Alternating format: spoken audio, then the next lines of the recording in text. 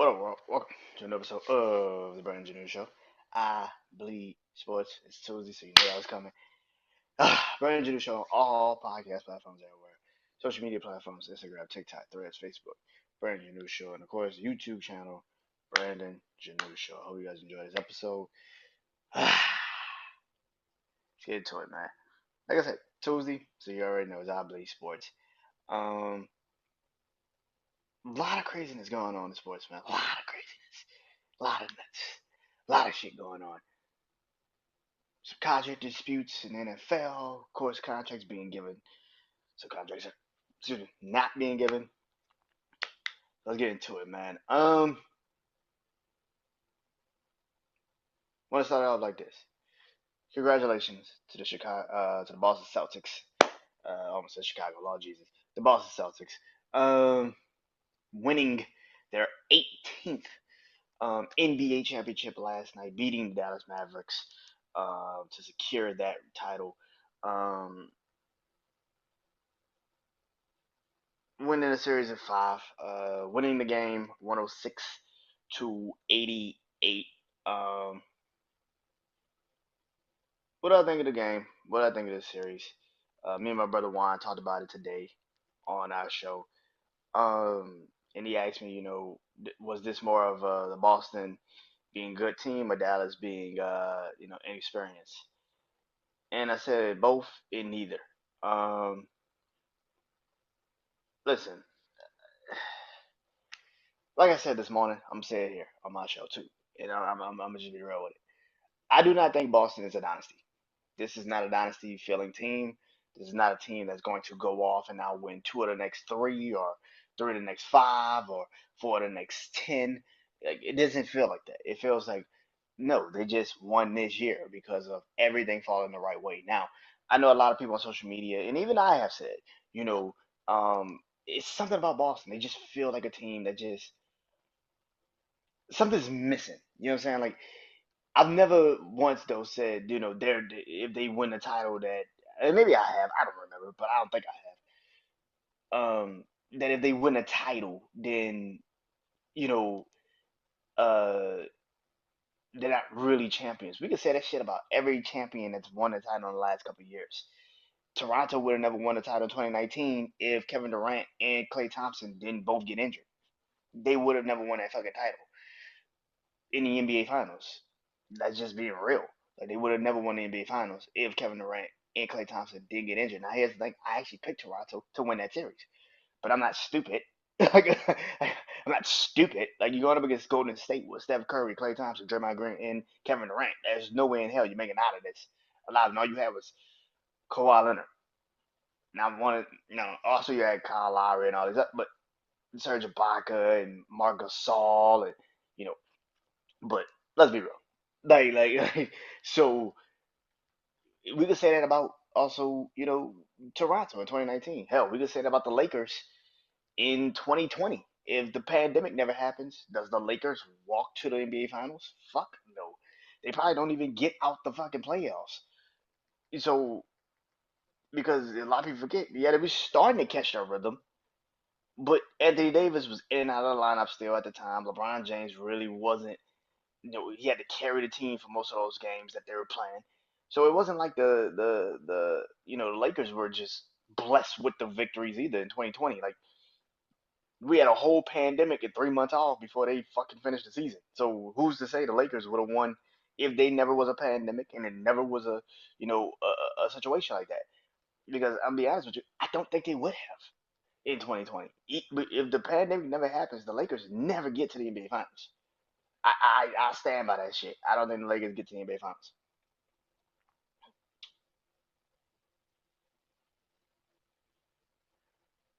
2021, Milwaukee. Milwaukee.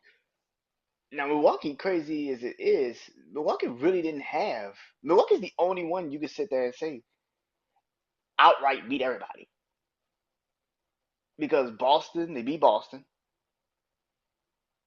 I mean, Brooklyn. I think you could say Brooklyn. Brooklyn 2021.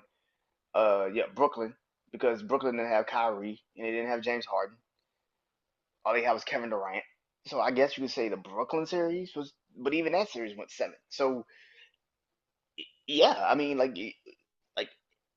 Milwaukee, I guess even too. Like Milwaukee though was kind of a little bit more unscathed than a lot of them, but Brooklyn didn't have a lot of their players when they played them in the Eastern Conference Finals.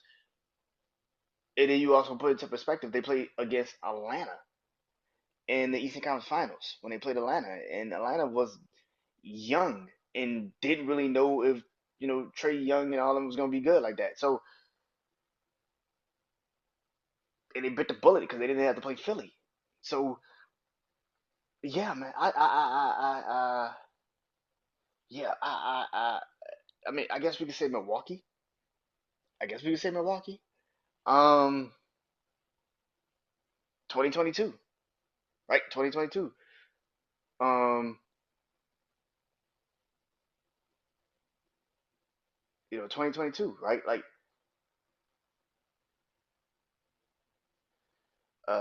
who won in 2022? Go to State.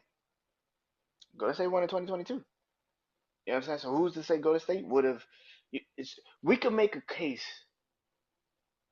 We could literally make a case for every single player, every single team in the last couple of years. We could literally make a case for every single team in the last couple of years that went into like we could make a case for every single team in the last couple of years for that was 5 consecutive years of teams that we have literally said for the last couple of years. Ah man, this title don't really mean nothing because they really didn't play anybody. So when we sit here and say Boston didn't really play anyone, or they had the easiest route to the NBA Finals, I don't know about that. I don't know because as much as I believe in Boston's not a dynasty, and that's the thing about it. I don't think there's ever going to be a dynasty of this era. I could be wrong, but Boston does not feel like a dynasty. You know what I'm saying? Like Boston does not feel like a dynasty. It feels like a team that got lucky this year. I want to say lucky. They felt like a team that right place, right time. Perfect example. There it is. Boston feels like a team right place, right time. That's all it is. And it's okay. Like I, I don't. Boston feels like a team right place, right time, and they ended up in a good situation. And they played the right team at the right time, Dallas. And again, we gotta stop with this idea that you know that you know you know we gotta stop with this idea that because we don't cherish certain teams like we used to, not that they're not good. Boston's a okay team. They could do some things, but I do not feel in my heart of hearts that Dallas will be this take no prisoners team. I think Dallas is. I mean Boston. Excuse me. Boston is no take no play no. Boston's not this take no prisoners team. I think Boston's good. I think Boston's gonna be okay for the next couple of years. But Boston feels like Milwaukee. Like when Milwaukee won in 2020, Milwaukee won in 2020. Milwaukee won in 2020. One. It was like a Milwaukee. You know what I'm saying? Like it felt like a Milwaukee. You know what I'm saying? Um, yeah. This Boston team feels like a Milwaukee. You know what I'm saying? Nothing more, nothing less. It feels like a Milwaukee team. And you know, yeah, I feel like this is like a Milwaukee team. It's not a great team for the next couple of years. It's just gonna be they're gonna make the playoffs. They're gonna be in the playoffs. They're gonna do their thing. But then they're gonna meet that wrong team, that wrong situation, and then they're gonna lose. You know what I'm saying? And the crazy thing is because people will sit there and say, "Oh, nah, Boston could make a run in the East." Y'all said the same shit about Milwaukee. Said the same shit about, I don't say Toronto, but y'all said the same shit about Milwaukee. And Milwaukee has not been in the NBA Finals since 2021. They haven't been out the first fucking round since 2022 when they lost to Boston, and Boston went to the NBA Finals. They haven't been out the second round. Like they haven't been out they haven't been to the NBA Finals since 2021. They haven't been out the first round since 2022. Like after a while, you gotta be like, yeah, they just ain't that team. After a while, we gotta be like, yo, that just ain't that team. So I don't think Boston is this game-changing, life-changing, altering team. They're good. They're okay. They're gonna win you some games. They're gonna win you some situations. But dynasty, nah. I think they won. Congratulations. Nothing more, nothing less. For Dallas, that lost the game, lost the series.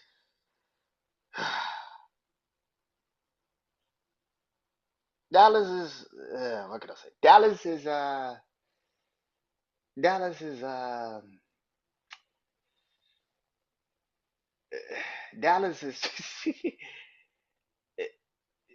Dallas ended up in the same situation Dallas has always been in. Dallas is not a great team.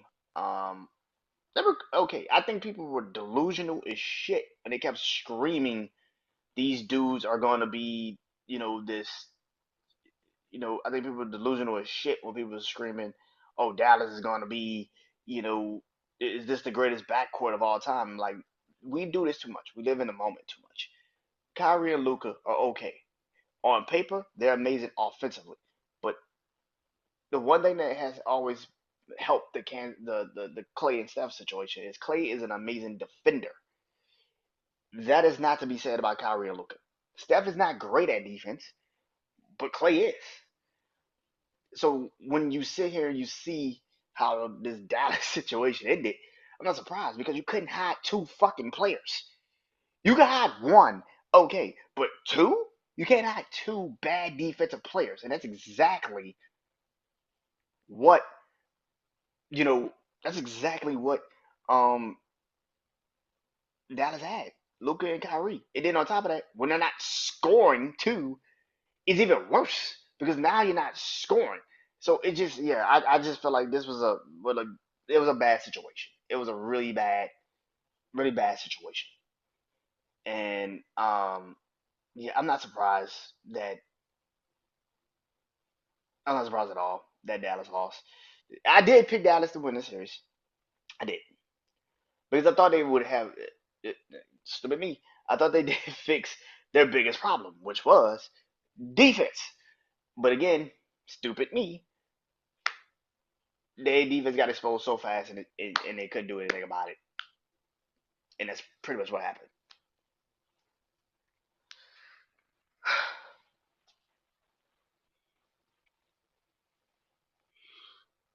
Congratulations to Boston. Now, people, of course, are going to sit there and ask the question of all time: is who should have really won the NBA Finals MVP? Should have been Jason Tatum or Jalen Brown? It's very simple. Jalen Brown. Jalen Brown should have won the MVP. Anyone, and I'm happy for him because Jason Tatum. People negate the fact that Jason Tatum had two of the worst games in the NBA Finals. He didn't do shit, especially even in Game Three. He didn't do shit. Like he didn't really have great scoring games. He did okay. He did decent. The first two games in his NBA Finals at home, he didn't do anything. He did what they needed him to do to get those two games. But Jalen Brown, like I said to my brother Juan today, Jalen Brown feels like when he does, if he goes for 30 and 10 and 8, it it feels like he impacted the game. Jason Tatum can have 30 points, 10 assists, 10 rebounds, 4 steals, 3 blocks, and y'all will still and we all will be like, what the fuck did he do? What did he do? Jason Tatum is Kevin Durant. He's exactly what he is. And in the closeout game last night, he did exactly what a Kevin Durant would do: be the player that you're supposed to be. Close the fucking game out.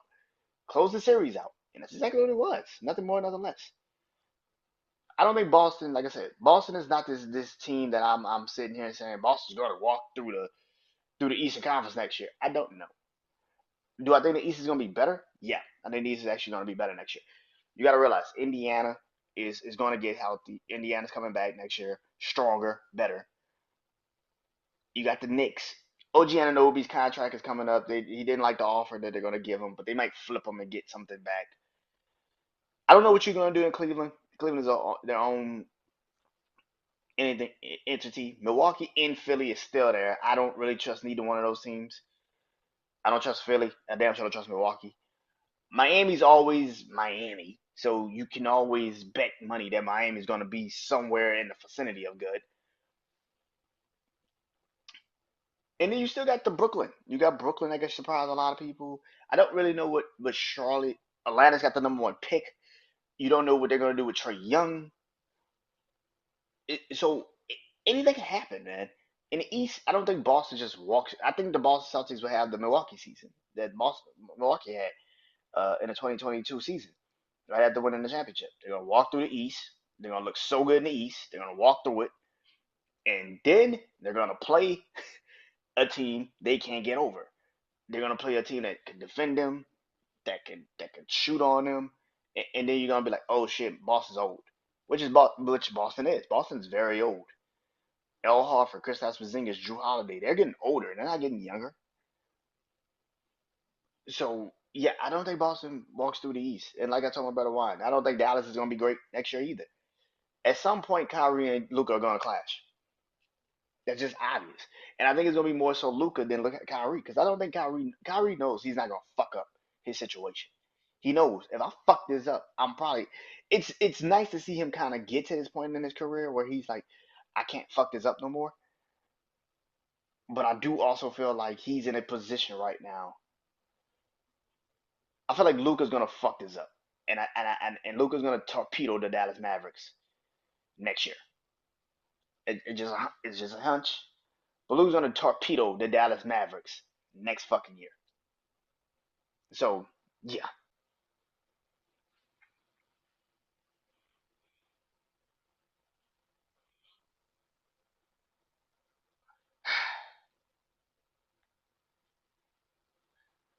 a lot of football news going on, a lot of craziness, a lot of craziness, a lot of craziness in football. Um,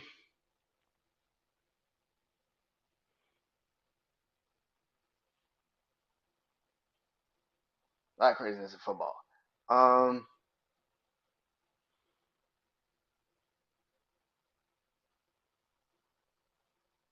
so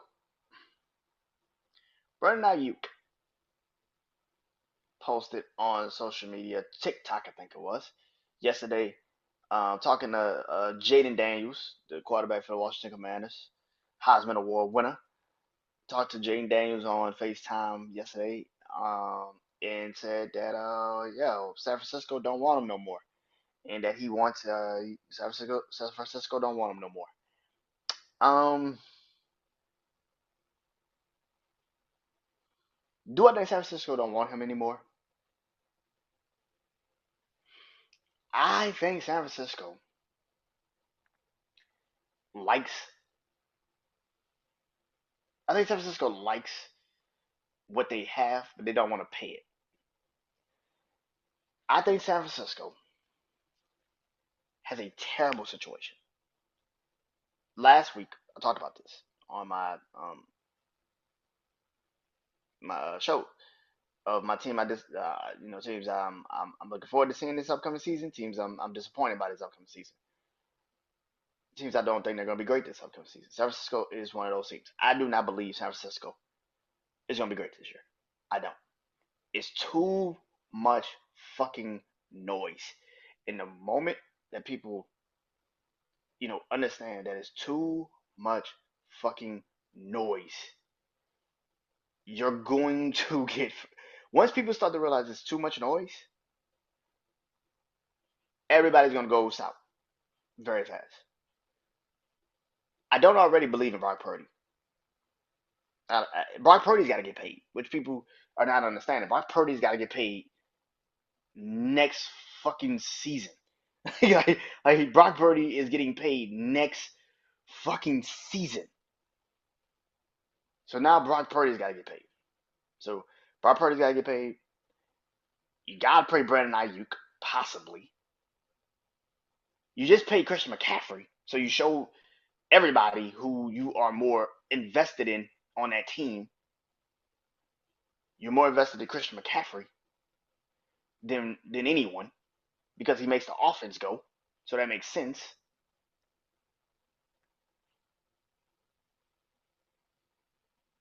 And I don't know what you do particularly. And Nick Bosa just got paid, but eventually you're gonna have to pay Fab Warner at some point again. It's a lot of shit going on with San Francisco, and I don't trust it. It's too much noise. You just paid Debo Samuel, and you might come to regret that because now you got to pay Debo Samuel. You know what I'm saying? Like you just paid Debo Samuel, you might come to regret that because what the fuck does Debo do for your team if he's always injured?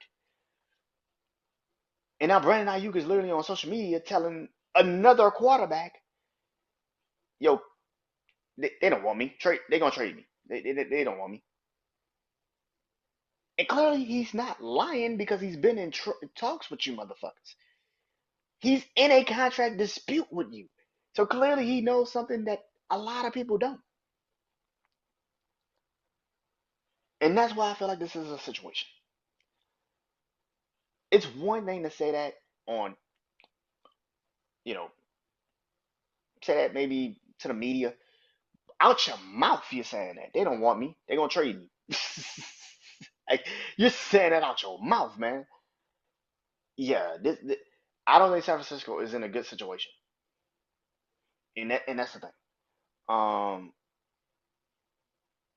like I said last week when I did the team, San Francisco's not a good. It's not a good team to me this year.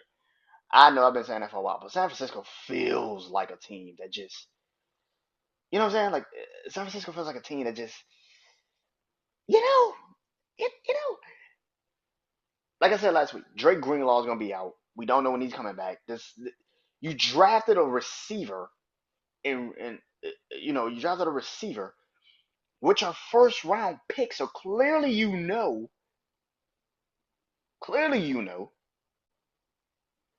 that something's up with this team. Clearly you know this. Clearly you know your first round. Like something's up with the receiving core that you have. So San Francisco's in a really shaky situation. That's one situation. CeeDee Lamb didn't even report to minicamp because he's looking for a contract. So now you got CeeDee Lamb looking for a new contract in Dallas. And at the end of the day, do I think that CeeDee Lamb is going to get paid? Yes. Yes, I think CeeDee Lamb is going to get paid. But nobody's going to be happy about it. It's like everything in life. Nobody's happy when you pay somebody. Like, like none of them are going to be happy that they have to pay CeeDee Lamb. Like, nobody's going to be happy that they have to pay CeeDee Lamb in Dallas. But you also got to put into perspective Dak Prescott is also got to get paid. At some point, Michael Parsons is going to have to get paid. So Dallas is in a shitty situation, to say the least. And I don't know if Dallas understands that yet. Or maybe they do, and that's the problem. I don't think Jerry Jones wants to pay any of these dudes. So I think he knows what they are. All in all,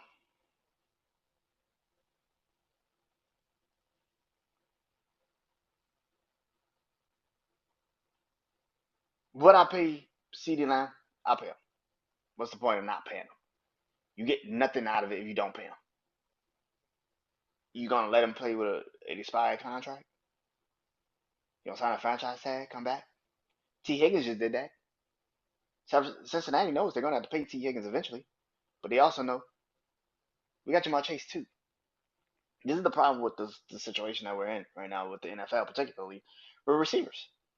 Because we just seen it with Justin Jefferson. Justin Jefferson just got paid, but we don't know what Jordan Addison is yet. So paying Justin Jefferson is the best situation for you because he's the only weapon that you have on offense. Like he's the only weapon offensively that you need and care about. especially when you have a rookie quarterback in a situation like Sam Darnold that you don't know what the fuck you got in Minnesota. But T. Higgins is not the number one guy. CeeDee Lamb is the number one guy in Dallas. But at some point, Dallas is going to have to come to this understanding that they're going to have to, at some point, rebuild. And I think that's the thing about Dallas right now.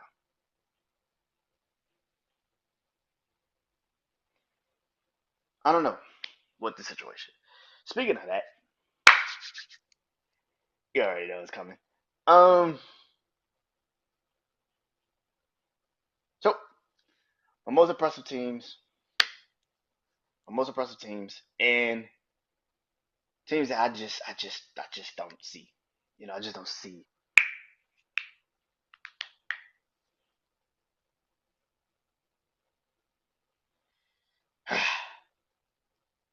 My most impressive team of this upcoming season. Last year, a lot of people didn't know what this team is gonna be. Um, Me and my brother Juan both said, just give it time. Let's just see how they look. Give it time. Let's see how he looks, particularly. Not only did he go off and do amazing things, he went into Dallas. They beat the Cowboys. My most impressive team coming into this upcoming season because I want to see how they're going to look is the Green Bay Packers. I want to see how the Green Bay Packers are going to look this upcoming season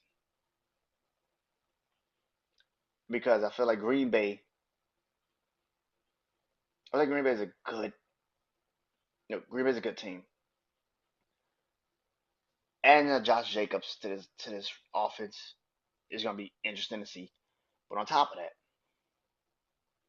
not just adding Josh Jacobs, but also in a situation of your receiving core grows together with your quarterback. So Luke Musgrave, who you drafted last year from Oregon State as a tight end, now he's there for another year. You got Christian Wilkins, and you also have um, Christian Wilkins, and you also have Reed, and you also have other than receiver. I know what I'm talking about. Romeo Dobbs. You also have that offensive line that's also trying to grow and get better as they also are going, moving forward.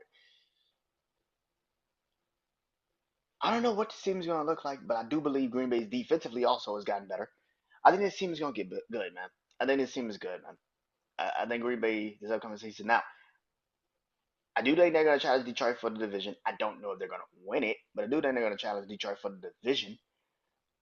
They're going to be in the playoffs. I think Green Bay is too good of a team not to be in the playoffs.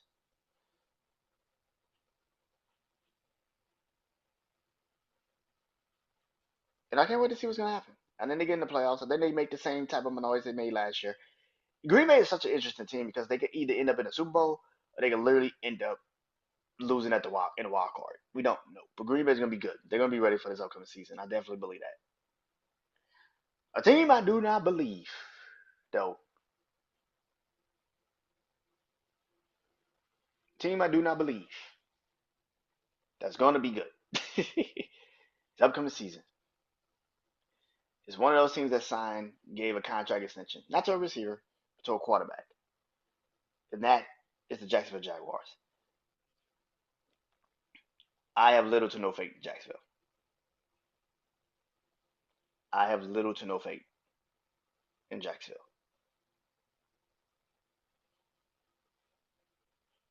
You just paid Trevor Lawrence all his money, $45 million guaranteed. And like I told my brother Juan today, this felt like a decision that this felt like a decision that the organization made without asking the head coach what he thought of it. We all have seen Trevor Lawrence now for the last couple of years. We know what he is. he's still living off the hype of what he did against Alabama his freshman year. That dude ain't been that dude in years. I am tired of people trying to sit here and tell me Trevor Lawrence is good. Trevor Lawrence is decent. He's okay. He's a poor man. He's Daniel Jones. He's Daniel fucking Jones. And it's funny how it is because the same situation that is happening in New York just happened in Jacksonville. This felt like an organizational decision, and you left the coach to deal with this shit. Especially when the coach just told you, I don't know if he can run my team. I don't know if he can run my offense. How did he show you that? He traded and got Mac Jones, who was drafted in the same draft class as Trevor Lawrence, who's also going to need a contract extension. Because I do believe at some point there's going to be a quarterback competition. And Mac Jones is going to take the job from Trevor Lawrence. I don't think the Jags are going to be great this season. I don't. I don't see it. I don't see it. They're in the AFC South, and usually that would be a good situation for you. But I think the Colts are going to be great. If you saw my first time I did this, I told you I believe the Houston Texans are going to the Super Bowl. I think the Colts are actually going to win the division. Where the fuck does the Jags lie? You got two teams already at the division, and you're in the AFC, and you still got the AFC North. They can have literally four of the four teams straight all enter into the playoffs. So I don't think the Jags are gonna be great. The Jags literally have to come out the gate on a fucking mission, and even that because we saw it last year. One thing goes wrong, and now you're like ship is something. So yeah, I don't think the Jags are gonna be great this year. I don't. I don't. Fuck it off. Saturday night, last Saturday night was the mega card. Tank Davis had Tank Davis returned to the ring after 14 months off. After beating Ryan Garcia last April, he came back to the ring and won against the Ghost Frank Martin. Knockout in the 8th round. I went to my brother's house, watched the fight. Um, and all this week, since Saturday, I've had to see people continuously try to make excuses, try to make up logic, try to find a way to shit on Tank Davis. Floyd Mayweather the day after the fight posts the uh the sparring matchup between him and Devin Haney. All of this shit.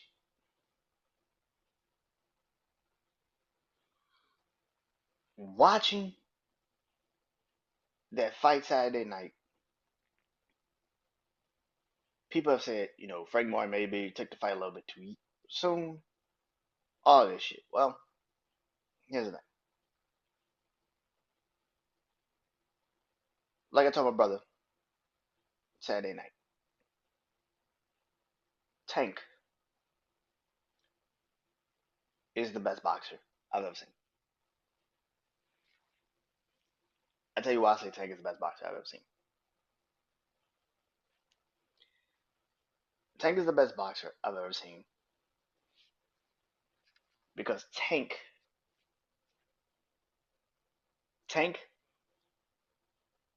has the ability of a Floyd Mayweather with defense. He's got the boxing IQ and the defense of Floyd Mayweather. But the punching power, in the finesse,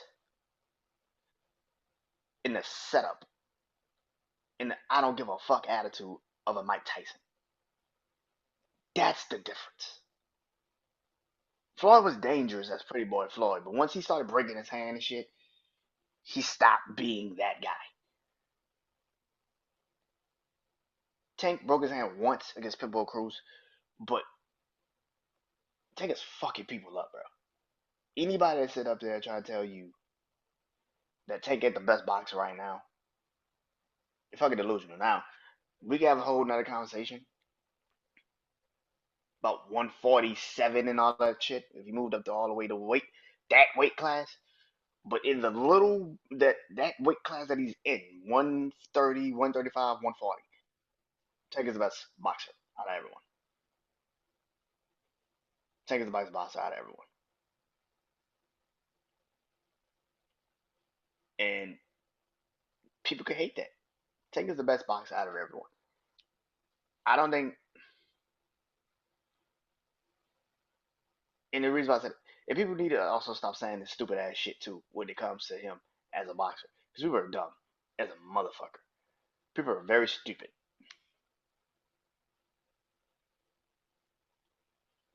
Tank, it, it's one thing if people had fights with Tank and it went to decisions. Like Floyd. Floyd had a lot of fights that just turned into decisions. That's not Tank. Tank is knocking motherfuckers out. And you can sit there and say, oh, it's a rehydration clause and all that shit. Tank is knocking motherfuckers out. They don't want to fight that nigga again. People Cruz might want to fight him again. But y'all want to sit there and say, oh, Ryan Garcia, let him fight Ryan now. For what reason? Ryan's got the power, don't have the boxing discipline to beat Tank. By the third round, Ryan's going to be frustrated because he can't get the Tank. And he's going to press Tank. And all Tank got to do is what he did in the first fight, counter him. Ryan doesn't have the boxing discipline to beat Tank. He's got the power, don't have the boxing discipline. Y'all want to see Tank and Pitbull Cruz one more time. Okay. Pitbull Cruz too fucking aggressive. Another fight where he's going to just be boom, counter punching him all night. He doesn't have to do too much. He's going to counter punch him all night.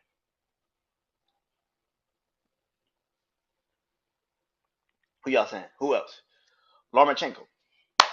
Lomachenko is very skilled, very athletic. Footwork is amazing. I just saw Frank Martin with footwork too. Lomachenko is way better footwork than Frank Martin. He ain't got the power to keep Tank off of him.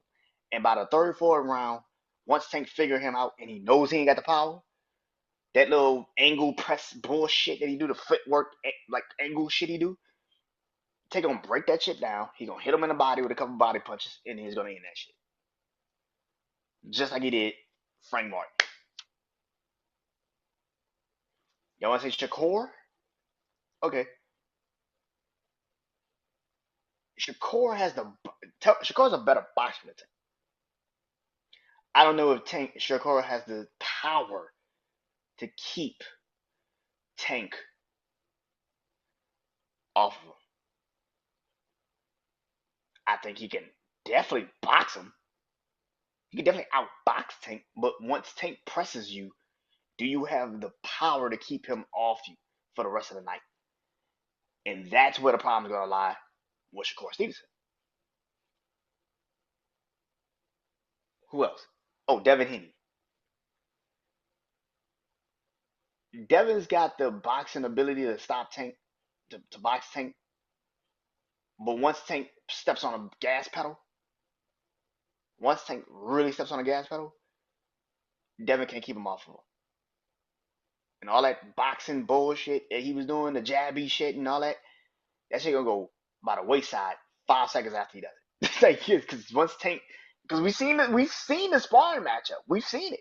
When Tank finally did go get him, yo, Devin couldn't do shit. He couldn't stop him, and he don't have the power to make Tank not go get him.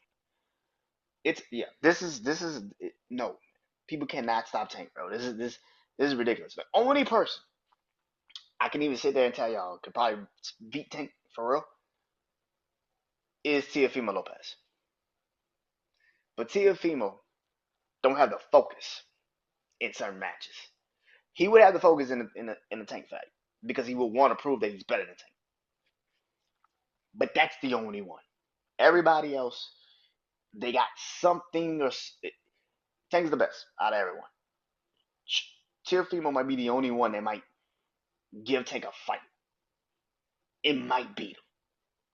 Everybody else, I didn't heard, but everybody is not being tanked. You can make whatever group on social media and post whatever you want to do. They're not being tanked. He's different, bro. Which brings me to tonight. Got a new segment called Kings of Boxing. I took my favorite five right now in boxing and I made a list and I ranked them, put them in the list, and that's how we're gonna do this. So, starting off, number one, to me, the number one pound for pound boxer. I just said it, Tank Davis. Tank Davis is 30 and 0 with 28 KOs. That's another thing that's just fucking phenomenal. That's crazy. I think He's went to the cards two times in his career. That's crazy. That that's nuts. That shit shouldn't happen. After beating Frank Martin this past Saturday, Tank is now 30 and 0 with 28 KOs. Tank's the best boxer I've seen. The man can just box, man. He's got the power of a heavyweight with the height of a lightweight with the boxing IQ of greats. Who the fuck stops that? Who the fuck stops that? Like, yeah. Number two, I thought I was gonna move it, and then I was like, nah, I'm gonna keep it as is. Number two to me is Terrence Bud Crawford, 40 and 0 with 31 KOs. His last fight was Earl Spence. That fight that he had against Earl Spence, just dominance. It was. I don't know if Earl Spence was really hurt. A lot of people say Earl Spence was hurt coming into the fight. I don't give a fuck. That was an ass whooping. That was an ass whooping. That was a certified ass whooping. I don't give a fuck. He got his ass whooped, and I fought with Earl Spence, but he got his ass whooped. That was a bad fucking night for Earl Spence. And that was the last fight. Bud's been off for a good bit of time too. It's almost close to a year since Bud's been in the ring. So yeah, they fought what, June, July of last year? Yeah, June, July last year. Yeah, something like that. June, July of last year, I think. Um, yeah, yeah, that was an ass whooping. That was a certified ass whooping. Um, 40 and 0, 31 KOs. Bud fights, I think, soon. I forgot when he fights. I think I want to say October. So September, October, something like that. So Bud's about to get back in the ring, but yeah, that was his last fight, and yeah, that was the most impressive. That was impressive. That shit was crazy. Yeah. Third, ASEAN. I'm not even about to say that man's first name because that shit is difficult to pronounce. Usyk, the undisputed heavyweight champion. He is 21 and 0 with 14 KOs. His last fight was him defeating and beating at the time the lineal heavyweight champion of the world, Tyson Fury. He is the first person to ever beat Tyson Fury. In the way he beat Tyson Fury, yeah, that yeah. Now they're supposed to have a rematch in December, I think. But if Usyk does that shit again, I'm just like, bruh, this dude different. Ukrainian motherfuckers are different. You know what I'm saying? Let's just be real.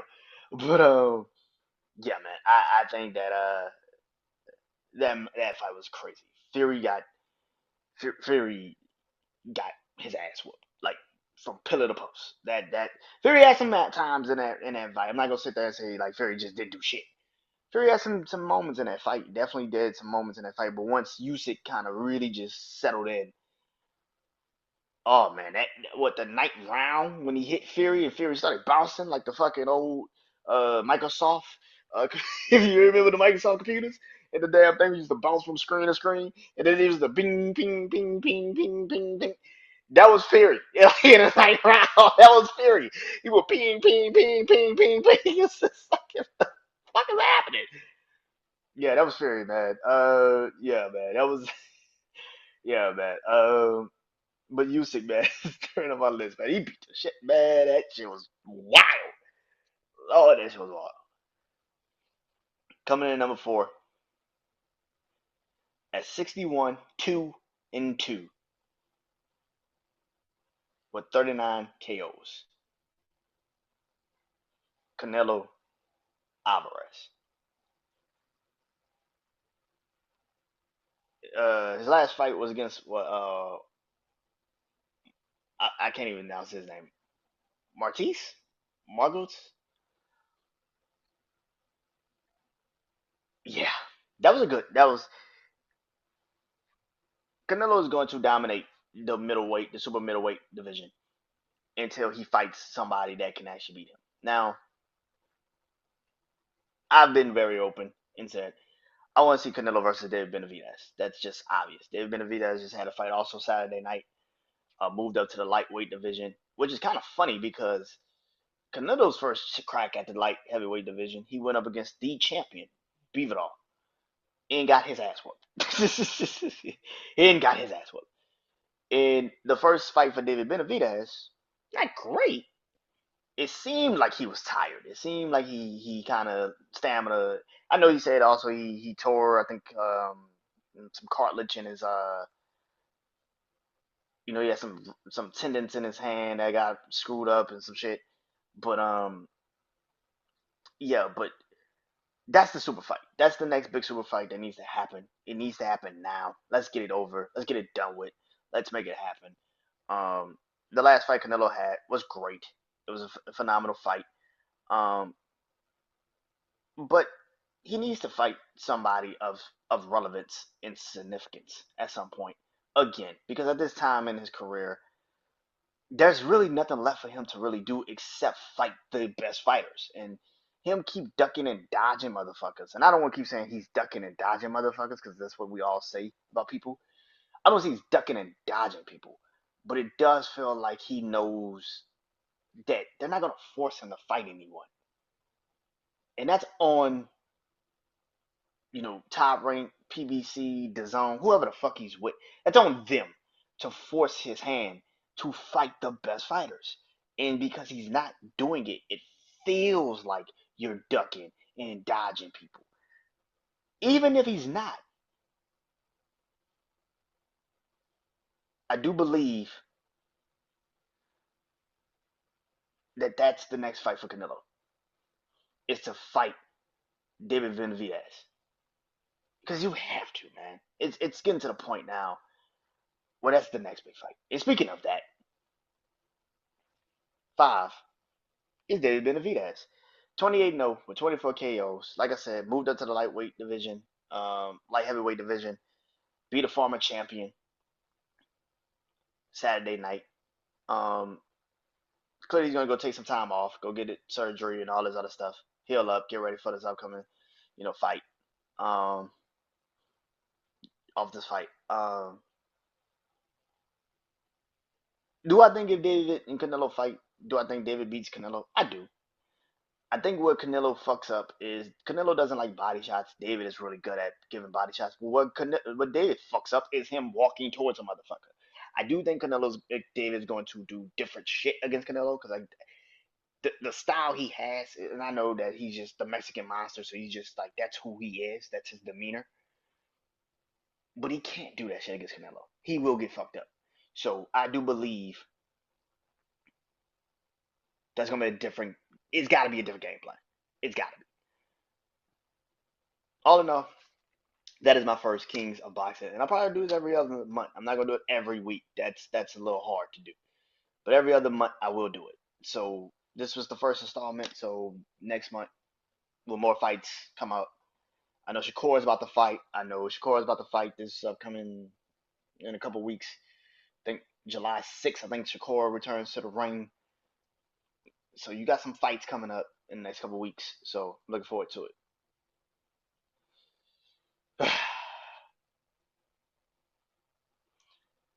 But anyway, this has been the BrandonJaneauShow. Show. Hope you guys enjoyed this. This is I Believe Sports. Talk to you guys soon. Peace.